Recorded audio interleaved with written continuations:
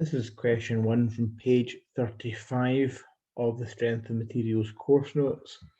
In this question, we're asked to find the second moment of area about the x-axis and y-y axis for this rectangular section here.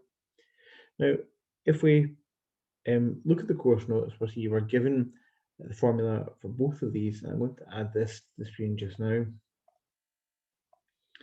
So it tells us when we have a load applied to the beam such that it's perpendicular to the x axis, that its formula is going to be given by BD cubed divided by 12, where B and D are indicated on this diagram here.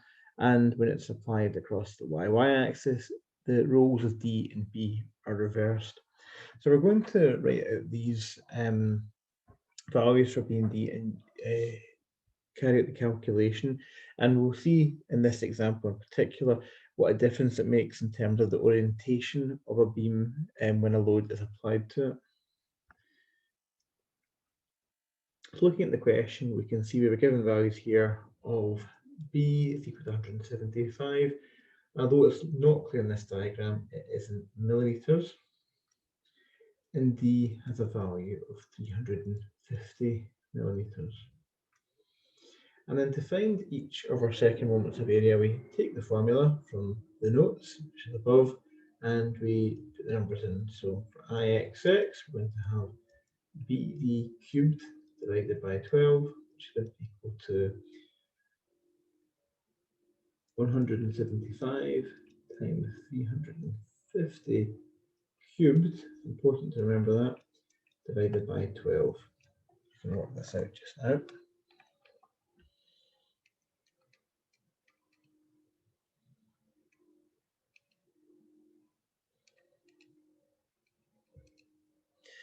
And we'll have an answer with quite a lot of decimals after it, so we want to give it in scientific notation here. I'll put in what we get in the calculator. We usually give answers in scientific notation for problems like this.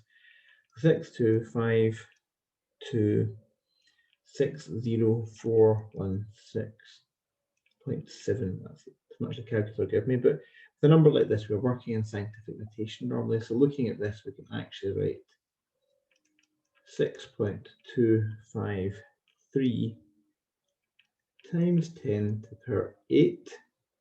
And remember, our units here are length to the power 4, and these values are millimeters, so our units here are millimeters to the power 4. We can do the same for finding the second moment of area about the y axis.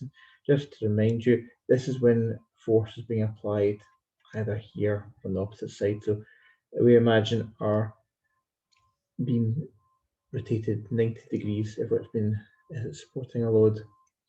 So again, going back to the formula, Iyy is equal to dB cubed divided by 12, and that's going to be 350 times 175 cubed divided by 12.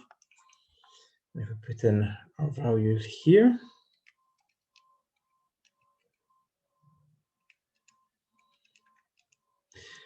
I'll put in the calculator screen answer first of all.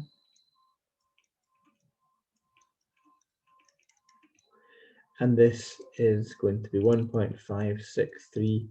And then if we can check, it's 1, 2, 3, 4, 5, 6, 7, 8 places times 10 to the 8 millimeters to the power 4. And so you can see that the second moment of area about the x-axis is almost a bit more than 4 times greater than about the y-axis, showing us again that even though it's the same beam, applying the load in a different orientation makes a difference to what the value for the second moment of area is going to be. And that's how we solve question 1 from that tutorial.